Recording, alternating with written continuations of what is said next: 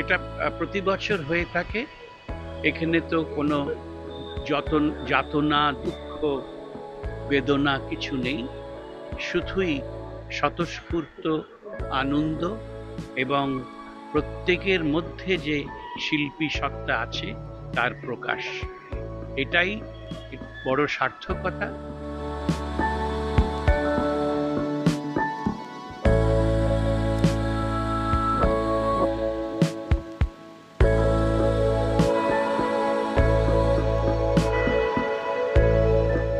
প্রথমত যে কোনো সম্মানই বা মানুষকে উৎসাহী করে এবং আগামী দিনে এগিয়ে যেতে সাহায্য করে।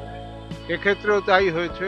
আমরা এখন যে বয়সে এই পুরস্কার পেলাম, সেইখানে দাঁড়িয়ে আগামী বছর আমি যে উৎসাহ নিয়ে কাজ করতে পারবো, তাই চারুকলা পর্ষদকে আমার অসংখ্য ধন্যবাদ।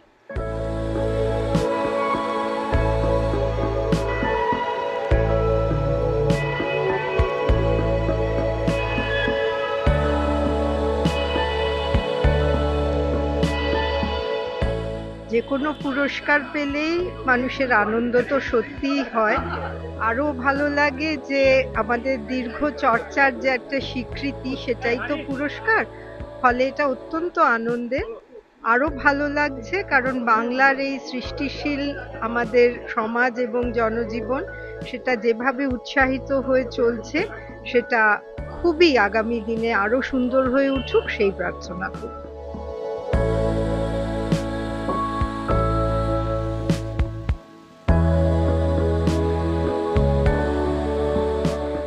শিল্পীদের কাছাকাছি থাকুন এবং শিল্পীদের সঙ্গে কথা বলুন, এবং বাড়ির ছোট ছোট ছেলে মেয়ে যারা আছে তাদেরকে নিয়ে ছুটির দিনগুলো এখানে আসুন। তারা ছবি বা শিল্পীরা কি, একেবারে আগে আপনারা ছবি দেখতে পান, শিল্পীকে তো পান না। সেহেতু শিল্পী কি এবং শিল্পীর সঙ্গে কথা বলতে পারবেন, শিল্পীর ভাবনার সঙ্গে কথা বলতে পারবেন। সেই জন্য এই প্রদর্শনীটা আজকে কলকাতায় খুব গুরুত্বপূর্ণ।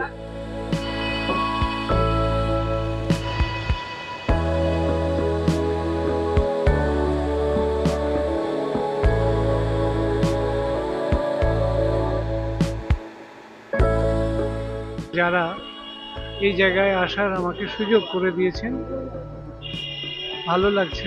চারুকলা উৎসবে এই সম্মান পাওয়াটা একটা নিশ্চয়ই সরকারি বড় স্বীকৃতি। আমি ধন্যবাদ জানাই যারা এটা অর্গানাইজার এবং যারা আমার নাম এটার জন্য সিদ্ধান্ত নিয়েছে।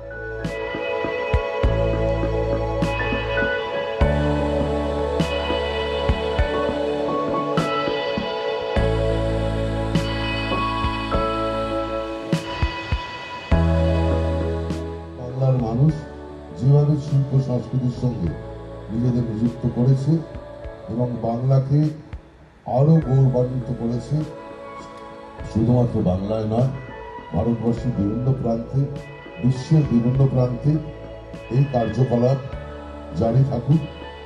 এই কার্যকলাপ যাতে জারি থাকে, বাংলার মানুষ প্রতিনিয়ত সেটা নিয়ে ভাবে, সেটা নিয়ে তারা চিন্তনশীল।